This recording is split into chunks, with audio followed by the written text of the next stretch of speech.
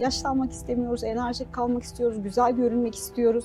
Herkesin bence en çok dikkat etmesi gereken şey negatif faktörler dediğimiz faktörleri azaltmak. Bu faktörler neler? Ergenlikte çocukların ve gençlerin en çok yaşadığı sıkıntılardan biri de ciltteki akneler ve skarları. Bunlarla ilgili bize önerilerin neler olur acaba? Ergenlik aknesidir geçer deyip tedaviye başvurmamayı kesinlikle önermiyoruz. Sedefte yaşam koşulları çok önemli. Senin de hep değindiğin o özellikle kilo verme. Mesela obezite sedefin düşmanı. Sigara, alkol sedefin düşmanı. Enfeksiyon ve özellikle stres. Yani stresin mutlaka yönetilmesi gerekiyor. Zayıflama ilaçlarının devreye girmesiyle birlikte bu hızlı kilo kayıplarının artışı cilt yaşlanmasını da beraberinde getiriyor. Yüzdeki yağ dokusunu çok hızlı eritiyor ve hastanın yüzü çok hızlı bir şekilde çöküyor. Bunun altını çizelim. Hiçbir cilt hastalığının tedavisinde eliminasyon diyeti yok. Bir beslenme akımı sizi hasta edebilir. Hem içten hem dıştan. Sadece dolgularla yapılan bir güzellik değil yeni dönemdeki güzellik artık. Yaşımızın en iyisi olmak.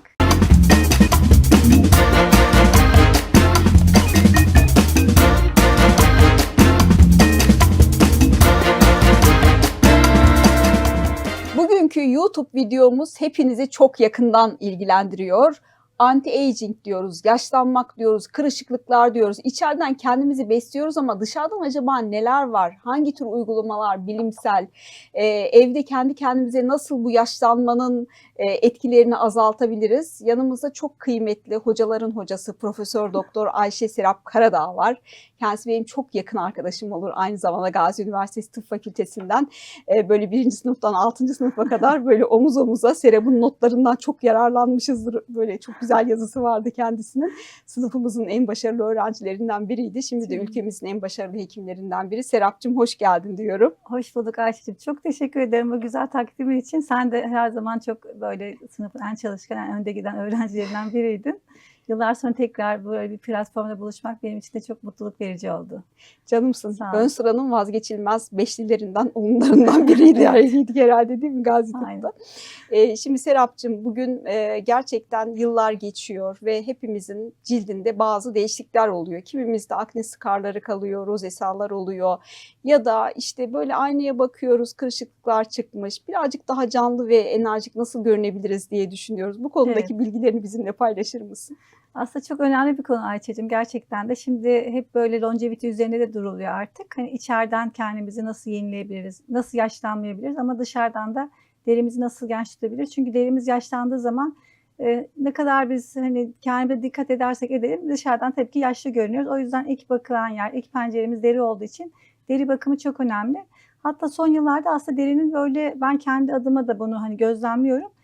Genç kalabilen, gençleştirebilen bir organ olduğunu görüyoruz. Tabii biz burada hani 20'li yaşlara farklı önerilerde bulunuyoruz. 30'lu 40'lı yaşlarda mutlaka farklı uygulamalar yapıyoruz ama öncelikle herkesin bence en çok dikkat etmesi gereken şey negatif faktörler dediğimiz faktörleri azaltmak.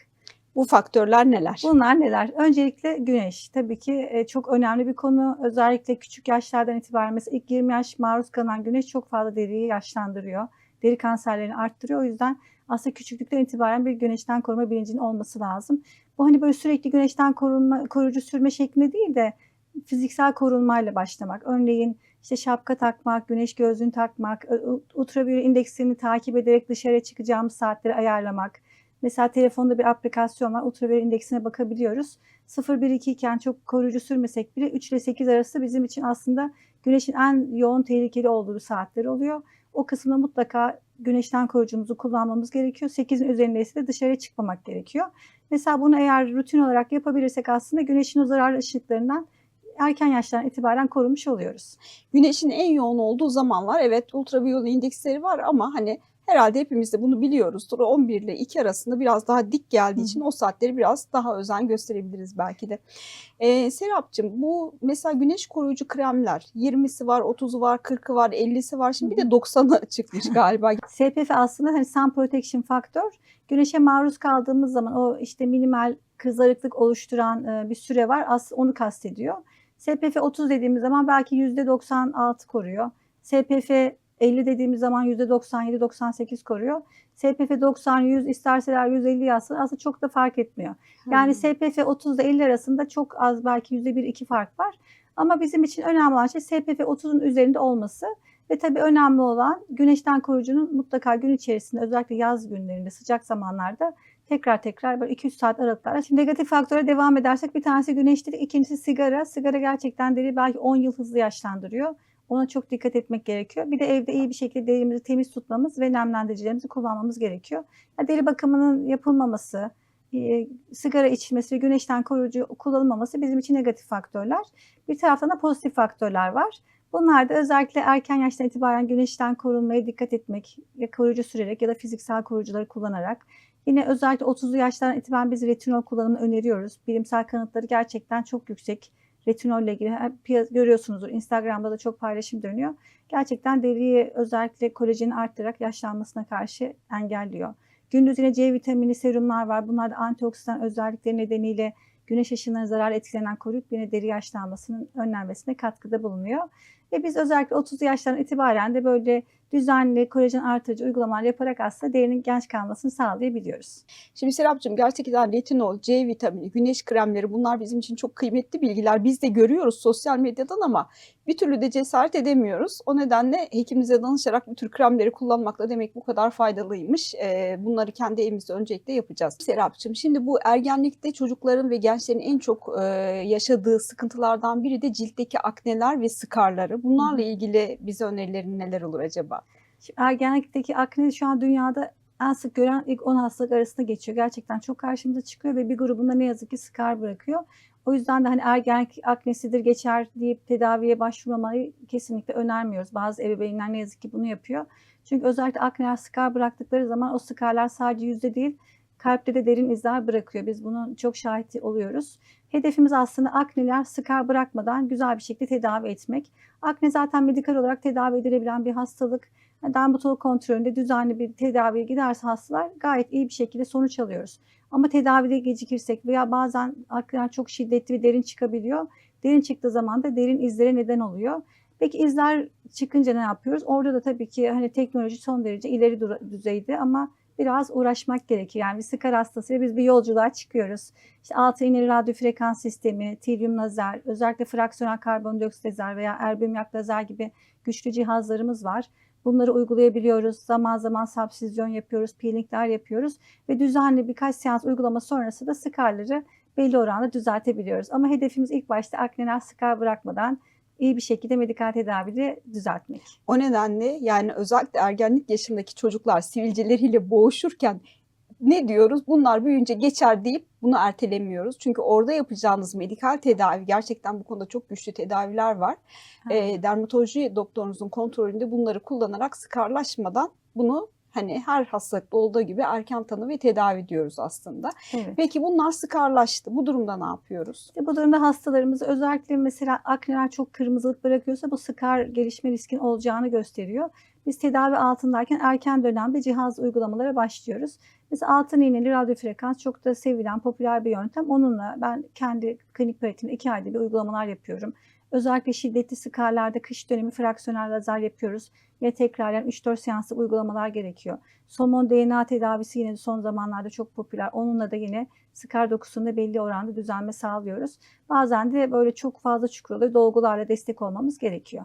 Yani farklı yöntemler var ama farklı akne skarları olduğu için bir skar tipine göre tedavi yaklaşımında bulunuyoruz. Yani yüzüm çukur deyip moralinizi bozmayın. Onun bile bir tedavisi var artık. Aynen. Şimdi Serapcığımın çok güzel bir Instagram hesabı var ve ben orada senin paylaştığın hastalarını görüyorum. Özellikle rozesya'lı hastalarda aman tanrım diyorum, bu nasıl güzel bir iyileşme. Çok teşekkür ederim. Bu hastalarda nasıl yapıyorsun bu mucizeleri, bize bir anlatır mısın? Çok teşekkür ederim. Gerçekten de Ayça'cığım, ben rozasya hastalarını şöyle uzun yıllardır takip ediyorum ama hani hep üzüldüğüm nokta şu: rozasya hastalığı tedavisi yoktur diye böyle biraz ihmal edilen bir gruptu. O nedenle son yıllarda ben de bu konudaki paylaşımlara da biraz ağırlık verdim.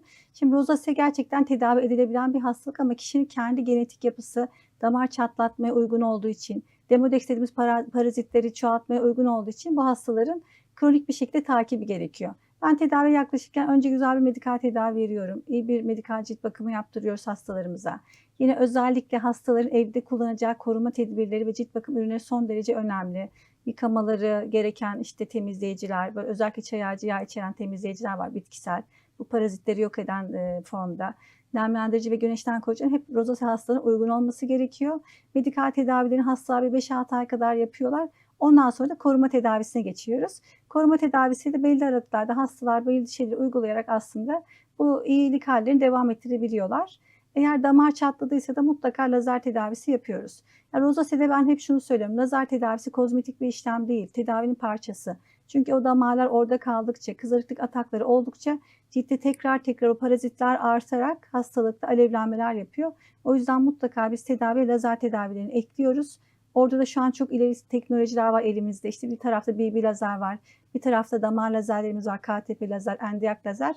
Onlarla aslında çok şükür en böyle zor damarların bile üstesinden gelebiliyoruz. Sonrasında da hastalar iyileştikten sonra kendileri mutlaka güneşten korumaları, cilt temizliklerine de hep özen göstermeleri gerekiyor. Gerçekten ben hastalarını gördüğümde gözlerime inanamıyorum. Bu gerçekten büyük bir mucize olarak ellerine sağlık Çok olsun teşekkür Serapcığım. ederiz. Çok sağ olun. Peki bir de bu, psoriasis, sedef hastaları oluyor. Evet. Böyle döküntüleri oluyor saçlarında, dirseklerinde ve bu insanları çok çok rahatsız ediyor. Bununla ilgili tedavi seçeneklerimiz neler? Neler yapılıyor şu anda en son Evet, aslında tedavilerde? sedef hastalığını da iyi ki değindin. Çok yaygın görülen bir hastalık ve hastalarımızın hayat kalitesini en çok bozan hastalıklardan bir tanesi. Özellikle de şiddetli olduğu zaman ben hani çok aynı dediğin gibi hani çok farklı öykülerle karşılaşabiliyoruz hastalarda. Örneğin bir hastam vardı. Böyle çok 19'lu yaşlardan itibaren çok şiddetli sedefi olan bir hasta. Hastam şöyle derdi işte hocam bebeğimi doğdum. Da kayınvalidem bebeğimi kucağıma bile vermek istemedi ona bulaşacak diye. Yani sosyal olarak Ay, hep böyle izolasyon gösteren, izole edilen ve bazen hakikaten ölmeyi bile çok isteyen bir hasta grubu. Ancak şu an sedefle ilgili o kadar tedaviler gelişti ki hani bazı iğne tedavileri var. Tabii uygun olan hastada hani biz burada tedavi planlarken hastalığın şiddetine göre planlıyoruz. Hafif hastalarımızda çok daha hani hafif yaklaşımlar varken bazen çok ileri düzeyde olan, hiçbir tedavi cevap vermeyen hastalarda da çok ileri düzey tedaviler var. İşte sedef aşıları, sedef iğneleri var. Bunlarla hakikaten hastalar yeniden doğmuş gibi olabiliyorlar. O yüzden hiç ümitlerini böyle kırmadan mutlaka dermatoloğa başvurmaları gerekiyor. Bir de sedef için özellikle tembih etmem gereken bir şey, sedefte yaşam koşulları çok önemli. Senin de hep değindiğin o özellikle kilo verme. Mesela obezite sedefin düşmanı. O yağ dokusundan salgılanan sitokinler direkt sedef hastası arttırıp hastalıkta ataklara neden oluyor. Sigara, alkol sedefin düşmanı. Enfeksiyon ve özellikle stres. Yani stresin mutlaka yönetilmesi gerekiyor. Çünkü hastamızı mesela tedavi ediyoruz. Hasta çok iyi ama bir bakıyorsunuz gelmiş bir atakla ne oldu? İşte hocam şu oldu. Hani bir yoğun bir stres yaşamış hasta. Onu yönetememiş. Çünkü sedef hastamız genelde böyle çok naif hastalar. Böyle çok daha hassas hastalar oluyorlar. O yüzden bu hastalarda özellikle stres ve kilo yönetimi son derece önemli. Bizim tedavilerimiz kadar da önem taşıyor. Serapcığım bir de bu obezite tabii ki bir inflamasyon, bütün bedeni etkiliyor, cildimiz de etkiliyor. Bu arada da yapılan diyetler de cildi çok etkiliyor. Evet. Mesela bana bazen hastalar geliyor, çok farklı yöntemlerle çok hızlı kilolar verilmiş, eliminasyon diyetleri yapılmış, su diyetleri yapılmış, işte farmakolojik tedaviler kontrolsüzce kullanılmış. Böyle hastalar belki 30 kilo vermişler ama 70 yaş yaşlanmışlar Aynen. görünüyor. Yani cilt gerçekten çok etkileniyor. Hele hele son günlerde bu zayıflama ilaçlarının devreye girmesiyle birlikte bu hızlı kilo kayıplarının artışı cilt yaşlanmasını da beraberinde getiriyor diye düşünüyorum. Sen ne düşünüyorsun bu konuda? Ayça'cığım bu konu o kadar şu an popüler ki bizim bütün kongrelerde artık bu zayıflama iğnelerine ayrılan ayrı bir seans oluyor. Çünkü şu tespit edilmiş. Mesela zayıflama iğneleri vücuttaki kiloda belki %20 kayıp yaparken yüzdeki yağ dokusunda %40 kayıp yapıyor. Yani yüzdeki yağ dokusunu çok hızlı eritiyor ve hastanın yüzü çok hızlı bir şekilde çöküyor. O yüzden biz mutlaka böyle hastalarda yani yoğun kilo veren hastalarımızda cildi destekliyoruz. Nelerle? Mesela biyostimülan aşılarımız var. Kolajen aşısı denilen işte bunlar farklı dolgu çeşitleri. Onları mutlaka yaparak hastalarda böyle sürekli bir kolajen uyarımı yapmamız gerekiyor. Hani nasıl hasta proteine beslenmesi lazım, egzersiz yapması lazım kaslarını kaybetmemesi için değil mi? Belli sizin mutlaka önerileriniz oluyor. Biz de cildi mutlaka bu kolajen aşılarıyla işte biyostimülan aşılarla HIFU veya altı iğne gibi cihazlar destekleyerek yoğun bir kolajen bombardımanı yapıyoruz ki cilt kendini bırakmasın yoksa vücudu gençleşirken yani bedensel olarak incelirken yüzde kendini çok hızlı bırakıyor. Çok hızlı. Bir de bu eliminasyon diyetleri var. İnsanlar mesela Hashimoto'm var, gluten yemiyorum. Evet. İşte böyle değişik değişik fikirlerle geliyorlar ve bunları gerçekten hayatlarından çıkarmaları bir sosyal olarak insanları çok etkiliyor. İki görüntü olarak da çok deforme ediyor. Senin böyle karşılaştığın hiç vaka oldu mu? Ben çok sıklıkla karşılaşıyorum ama senin de hani ciltte bu şekilde sana gelen hastalar oluyor mu? Ayşe'cim o bizim kanayan yaramız. Gerçekten gerçekten ben de mesela seni böyle çok takdiri izliyorum. Hani hiçbir zaman böyle çok katı diyetleriniz yok. Hep siz böyle işte sayarak zayıflayıp deyip hani normal günlük hayata devam ettiriyorsunuz hastalarınızı. Şimdi bana gelen hastalarda son zamanlarda dediğin gibi egzamasından tut rozasına, aknesine, likene hemen hemen bütün hasta grubuna bir eliminasyon diyeti yaptırılıyor. Hiçbir şey yok yani. Hepsi ortak aynı şey. Hasta 6 ay boyunca böyle ölüm diyeti gibi belki 20 kilo veriyorlar. Sonra hasta geliyor diyor ki hocam diyor ben diyor bu kadar diyet yaptım. Bu kadar kilo ver, psikolojim de bozuldu ama hala hastalığım devam ediyor. Bizim hastalıklarımız aslında hemen hemen hiçbirisinde eliminasyon diyeti yok. Biliyor musun? Bunun altını çizelim. Bunun altını çizelim. Hiçbir cilt hastalığının tedavisinde eliminasyon diyeti yok Evet, kelimesini neredeyse yok. kullanıyoruz. Aynen. Yani sadece işte belli mesela nikel alerjisi olan da nikelden fakir diyet veriyoruz. Bazen ürtikerde belli gıdalara karşı eliminasyon yapıyoruz ama ne aknede ne rozosede ne likende ne sedefte kesinlikle eliminasyon diyeti yok. Hatta glutensiz diyet de yaptırmıyoruz. Bizim burada yapacağımız şey şu, hastalarımızın kesinlikle sağlıklı beslenmesi gerekiyor. Mesela sedef hastası kilo vermesi lazım. Diyoruz ki Akdeniz tarzı beslen, kilo ver, sağlıklı bir şekilde kilo ver diyoruz. Mesela bir hastam gelmişti geçenlerde İzmir'den, hem de sağlık çalışanı. Seborreik dermatiti var, yani egzaması var yüzünde. Çocuk tam 20 kilo vermiş. O kadar zayıflamış ki akciğerinde pnömotoraks olmuş. Of. Ve sonrasında hocam dedi bütün psikolojim bozuldu. Yüzü de daha da kötü olmuş. Çünkü zaten egzama stresle tetiklenen bir hastalık. Hasta kilo verme sürecinde o kadar strese girmiş ki egzaması çok daha alevlenmiş. Biz tabii ona hemen normal diyette kilosunu aldırdık. Egzama tedavisine başladık. Hasta normale döndü. Yani lütfen böyle deri hastalığı olan hastalarımız için, ben kendi dermatolog olduğum için söylüyorum, dermatoloğa başvurun. Farklı şekilde tedavi ettirmeye çalışmayın diyorum. Çok doğru söylüyorsun Serapcığım. Bir de tabii karşımıza çok ciddi bir sosyal medya fenomenleri ve akımları oluyor. Ve insanlar ister istemez ünlü kişilerin yaptıkları uygulamaları doğru zannederek kendi hayatlarında uyguladıklarında çok ciddi sağlık problemleri yaşıyorlar. Aynen. Geçenlerde benim de böyle gördüğüm bir vaka var. Ortoreksiya hastalığına doğru kaymış. Yani sağlıklı yeme takıntılılığı olmuş artık. Gluten yemiyor, laktoz yemiyor, mayalanmış şeyler yemiyor, raw food denilen çiğ akım yiyor ve bu bir erkek. Geldiğinde 40 kilo yakın kilo kaybı var. Yani 1,70 boyunda 50 kiloya düşmüş hasta ve yiyemiyor artık yani takıntıdan. Bütün cildi kurumuş, kemik erimeleri başlamış. Yani bir beslenme akımı sizi hasta edebilir. Hem içten hem dıştan. Serap Hoca ile bunun altını çok ciddi bir şekilde çiziyoruz. Güzel ülkemin güzel insanları. Öyle doktorlarınıza danışmadan filanca ünlünün yaptığı diyeti kendi hayatınıza lütfen uygulamayın diyoruz. Aynen öyle. Bir de filanca ünlünün kullandığı veya Instagram fenomenin kullandığı serumları Evet, deri evet. bakım ürünü de kullanmayın diyorum. Çok yani artık her şeyin aslında bir şekilde maalesef hani ucu yok. Şu anki sosyal medyaya baktığımız zaman herkes her şeyi paylaştığı için, yani herkes diyorum dermatolog, herkes bir dahili uzmanı gibi maalesef hareket ediyor. O alanda kim uzmansa onun peşinden gitmek gerekiyor. Mesela hasta geliyor bana, normal sağlıklı bir derisi var, hiçbir şey yok. Sırf fenomenlerden gördüğü için 10 tane serum almış. Hepsi de Kore malı. Kore malı deyince veya üzerindeki kutu beyaz olunca hastalar güveniyor, biliyorsun. Hani sanki hiçbir şey yok içinde, kimyasal yok gibi düşünüyorlar. Onları kullanıp ciltleri sağlıklıyken çok daha kötü hale getirebiliyorlar. Bu sefer biz onları toparlamaya çalışıyoruz. Gerçekten hani hep diyorum, mutlaka güzel bir cilt bakım rutininiz olsun. İyi bir nemlendirici, temizleyici, güneşten koruyucu. Hani hiçbir şeyiniz yoksa bile bunlar olsun ama böyle başlangıçta bir profesyonelden destek alın. Güzel bir rutin oluşturun. Sade olsun, az ama öz olsun. Yani önemli olan şey devamlı olması, ama az ve öz olarak bunu devam ettirilmesi. Yoksa onu da duydum, bu da iyi gelir diye aldığımız zaman işler çok karışıyor maalesef. İşte bu çok güzel. Serapcığım bir de benim son günlerde gördüğüm şu da var. Longevity diyoruz. Evet ya, uzun artık insan ömrü uzadı gerçekten ama yaşlanmak istemiyoruz, enerjik kalmak istiyoruz, güzel görünmek istiyoruz. Çok farklı dermatolojik ajanlar ve yöntemler de kullanılıyor bununla ilgili.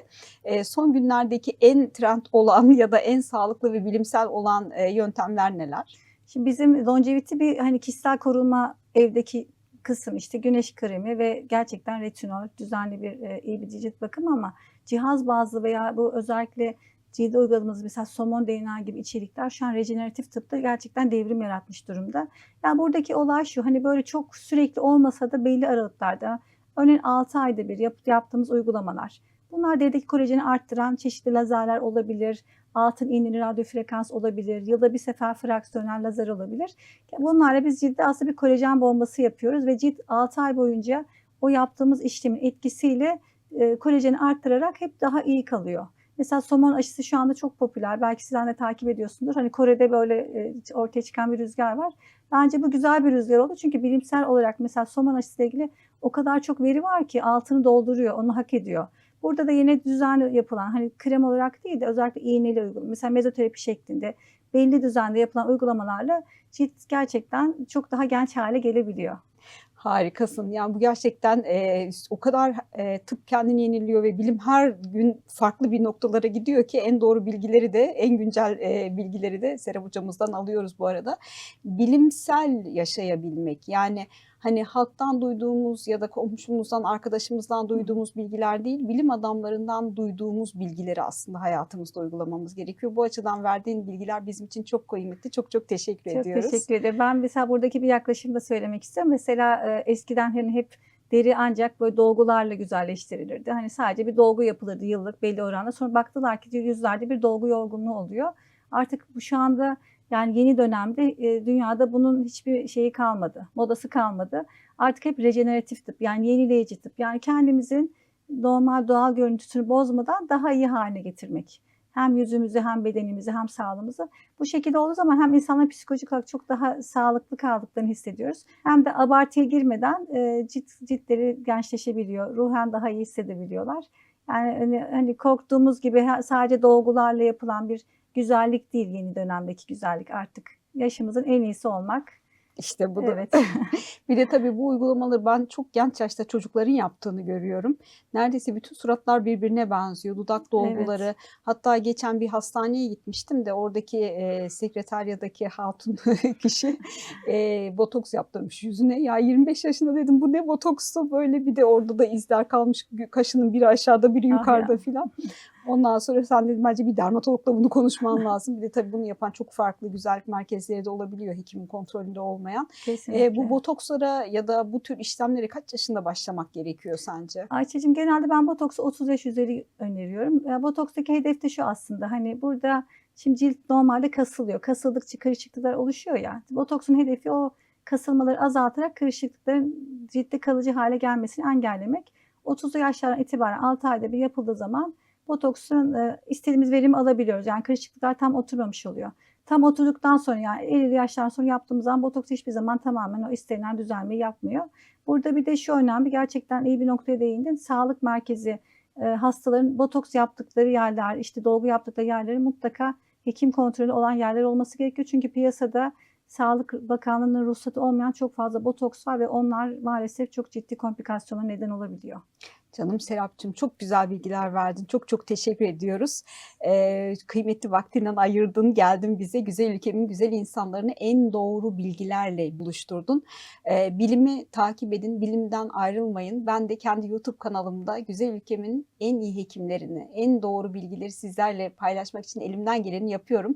Bugün sizleri sınıf arkadaşım, ülkemizin yetiştirdiği en güzel, en değerli hekimlerden Profesör Doktor Ayşe Serap Karadağ'la tanıştırdım efendim. Bu videomuzu tekrar izleyin, aklınızda kalsın. Günlük yaşamında cildinize ve kendinize iyi bakmanızın püf noktalarını paylaştık. Sevgili Serapcığım çok çok teşekkür ederim geldiğin için. YouTube'umuza abone olmayı ve bizlere yorum yapmayı ihmal etmeyiniz diyoruz. Bu videonun altına da aklınıza sorularınız varsa, düşünceleriniz varsa lütfen bizimle paylaşın. Ben de Serap Hoca da size yardımcı olmak için elimizden geleni her zaman yaparız. Şimdilik hoşça kalın diyoruz. Ben de çok teşekkür ediyorum. Benim için gerçekten bir onurdu Ayça'cığım konuğum olmak. Çok teşekkür ediyorum. Canım Serapcığım ben teşekkür ediyorum.